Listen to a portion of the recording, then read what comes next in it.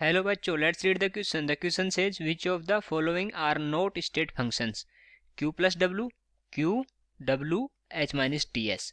तो पूछ रहा है कि जो कौन कौन से इसमें से स्टेट फंक्शन नहीं है, और ऑप्शंस हैं first and fourth, second, third and fourth, first, second and third, second and third.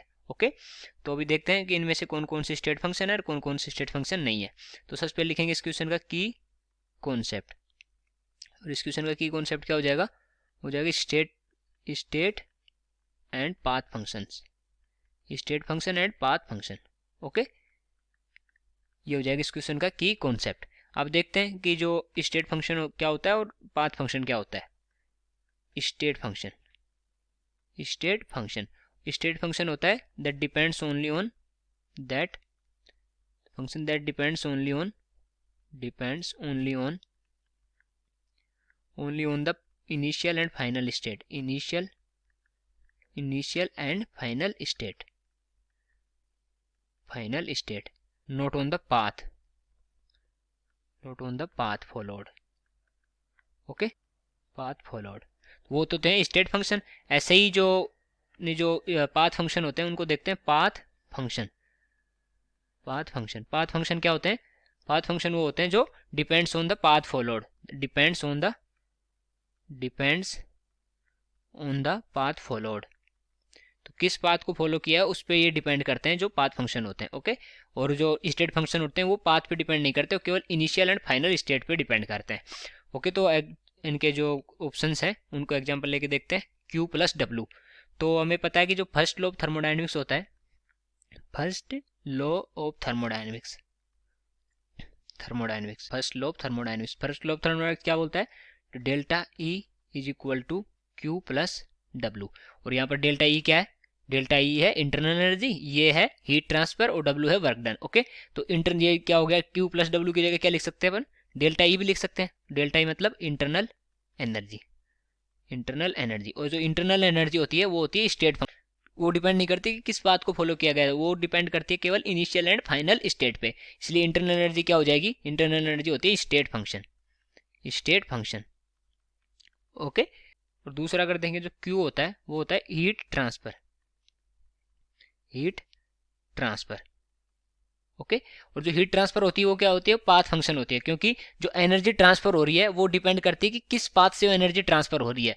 वो केवल इनिशियल एंड फाइनल स्टेट पर डिपेंड नहीं करती, उस पाथ को पे भी डिपेंड करती है जिस पाथ से वो एनर्जी ट्रांसफर हो रही है. ओके, इसलिए ये क्या हो जाता है? ये पाथ फंक्शन हो जाता है. जो Q क्या होता है? ये पाथ फंक्शन होता है, और ऐसे ही जो W है अपना, W है, इसको देखें. W क्या होता है? Work done.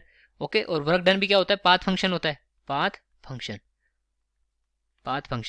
और ये पाथ फंक्शन क्यों होता है? क्योंकि जो वर्क डन होता है वो डिपेंड करता है कि किस पाथ से फॉलो किया गया है. मतलब जैसे कि देखें, जैसे ए से डी जाना है, तो ए से डी जाने का वर्क डन अलग होगा, और अगर ए से पहले बी जा रहे हैं और बी से फिर सी जा रहे हैं और सी से फिर डी जा रहे हैं, तो उसका वर्क डन अलग होगा. तो अगर ये स्टेट फंक्शन होता तो ए से डी जाने का वर्क डन और ए से बी से सी और सी से डी जाने का वर्क डन सेम होता. ओके, और ये जो वर्क डन है ये डिपेंड करता है कि कौन सा पाथ फॉलो किया गया, उसके अकॉर्डिंग इसकी वैल्यू चेंज होती है.